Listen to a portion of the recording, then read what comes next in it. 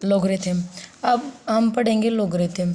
कोई भी नंबर है, इक्वेशन है हमारी ये पावर वाली, जैसे ये है a की पावर x, इस जो पावर होती है इसको हम बोलते हैं एक्सपोनेंशियल फॉर्म। ये जो है पावर a की power x is equal to n है। अगर हमें इसमें लॉगरिथम लेना है तो दोनों साइड लॉगरिथम ले लिया, तो इस साइड लॉगरिथम ले लिया, इस साइड लॉगरिथम ले लिया।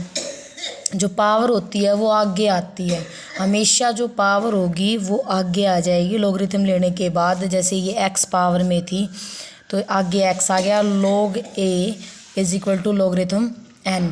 अब लॉगरिथम a को इसके डिवाइड में ले आएंगे, इस साइड x को खाली कर लेंगे। जो डिवाइड होता है, अब ये हमारी एक प्रॉपर्टी होती है, logarithm of any number divide logarithm of second number. मतलब एक जो नंबर है उसका लॉगरिथम उसको डिवाइड कर देंगे दूसरे नंबर से, जो डिवाइड वाला है वो बेस बन जाता है logarithm n with base a।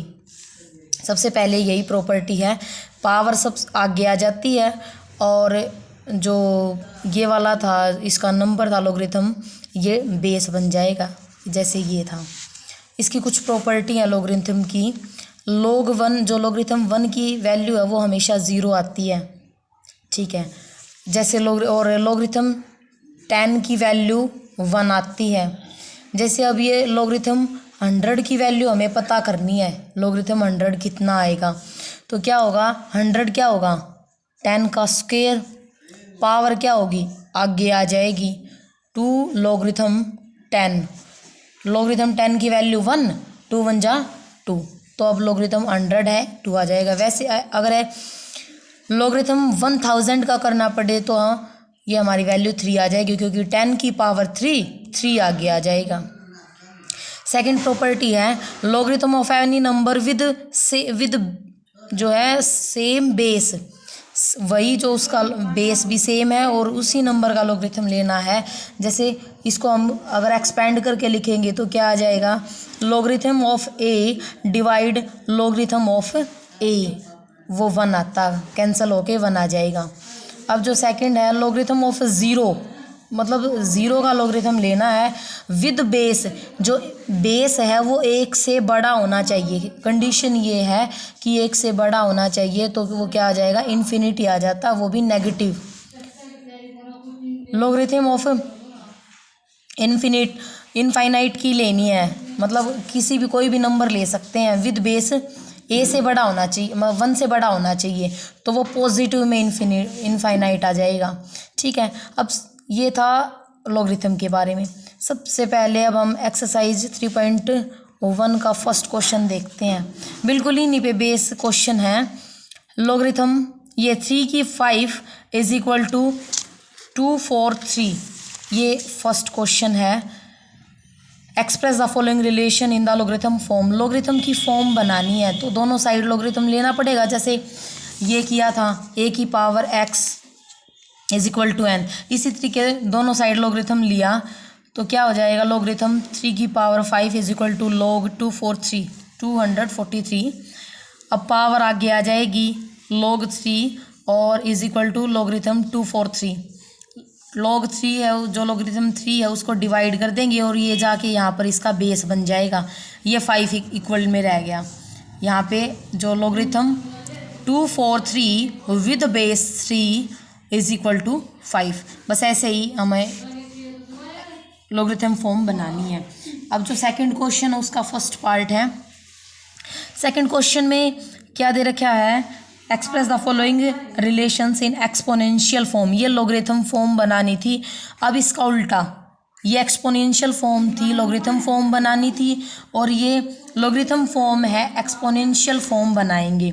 अब ये जो है इसका मतलब क्या है, लॉगरिथम 128 मतलब 128 डिवाइड लॉगरिथम, जो बेस है वो डिवाइड में आ जाता है, जो बेस है हमारा वो डिवाइड में आ जाता है। तो logarithm 128 divide logarithm 2 is equal to 7।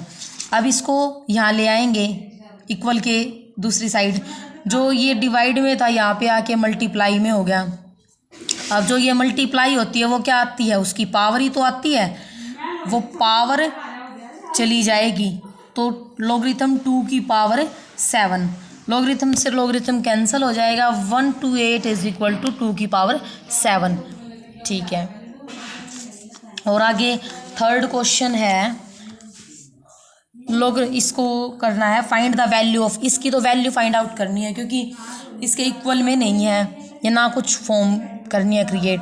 Logarithm 16 with base √2, एक तो ऐसे कर लेते लॉगरिथम 16 और √2, ये √2 तो बेस है इसका, तो कुछ नहीं कर सकते, तो 16 को √2 में चेंज करो कि कितनी वैल्यू होती है, मतलब 2 की पावर 4 होती है 16, तो 2 को √2 कर दो, √2 का स्क्वायर, फिर उसकी भी पावर 4 है क्योंकि √2 का स्क्वायर तो 2 और 2 की पावर 4 16, तो √2 की पावर कितनी होगी 8 होगी, √2 की पावर 8 आगे आ गया क्योंकि पावर हमेशा आगे आएगी लॉगरिथम में, और ये लॉगरिथम √2 विद बेस √2, क्योंकि सेम बेस वाले हो गए तो इनकी वैल्यू 1 आती है क्योंकि हमारी प्रॉपर्टी भी थी, या फिर log √2 डिवाइड लॉगरिथम √2, वो कैंसिल होके 1 आ जाएगा, 8 1 जा 8, इसका आंसर, इसकी जो वैल्यू है 8 आ गई। अब अगर हम लॉगरिथम में डायरेक्ट भी स्टडी करें तो क्या होगा, हमने ये लॉगरिथम की जो लॉगरिथम फॉर्म पढ़ी है, ये यहाँ पर थी a की power x is equal to n, ये कैसे आएगी, सीधा हम डायरेक्ट भी कर सकते हैं, जो बेस है बेस की पावर बना दो इसको, जो इक्वल के साइड में है, जो इक्वल टू में है उसकी बेस की पावर उसको बना दो, और इज इक्वल टू जिस भी नंबर का हमको लॉगरिथम निकालना है वो इक्वल में रख दो, वो हमारी एक्सपोनेंशियल फॉर्म हो जाएंगी। जो हमारा फर्स्ट और सेकंड क्वेश्चन है वो डायरेक्ट भी कर सकते हैं। इसी पे बेस्ड हमारा फोर्थ क्वेश्चन है, logarithm x with base 16 is equal to 5/4। अब ये जो था बेस की पावर बना दो इक्वल टू वाला, तो 16 की पावर 5/4 इज इक्वल टू जो जिसका लॉगरिथम निकालना उसको इक्वल में रख दो। 16 की पावर, जो 16 क्या होता है 2 की पावर 4, क्योंकि हमें यहाँ देखना कि डिवाइड में क्या है उसको उतनी पावर बना दो। अगर यहाँ पर 2 होता तो हम 4 की पावर 2 कर देते, इसलिए यहाँ पर 4 है तो हमें 2 की पावर 4 16 करना पड़ेगा। 4 से 4 कैंसिल, 2 की power 5 is equal to x। 2 की पावर 5 होती है 32, तो x की वैल्यू आ गई हमारी 32।